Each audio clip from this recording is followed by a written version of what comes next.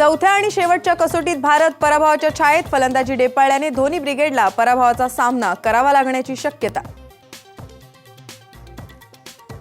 सत्ता स्थापनेसाठी पुरेशा संख्याबळाअभावी जम्मू काश्मीरमध्ये राज्यपाल राजवट जारी, निर्णयानंतर राजकीय नेत्यांकडून आरोप प्रत्यारोपांच्या फैरी। दिल्लीतल्या निवडणुकांच्या पार्श्वभूमीवर आज राजधानीतल्या रामलीला मैदानावर मोदींची भव्य रॅली, अनेक केंद्रीय मंत्र्यांच्या उपस्थितीमुळे कडेकोट सुरक्षा।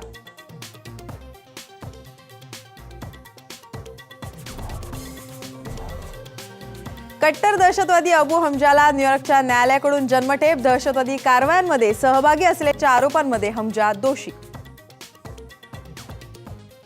NMMTच्या कामोट्यातल्या बस सेवेमुळे पहिल्याच आठवड्यात 4 लाखांचा नफा, रिक्षावाल्यांच्या मुजोरीलाही चाप, प्रवाशांमध्ये आनंद।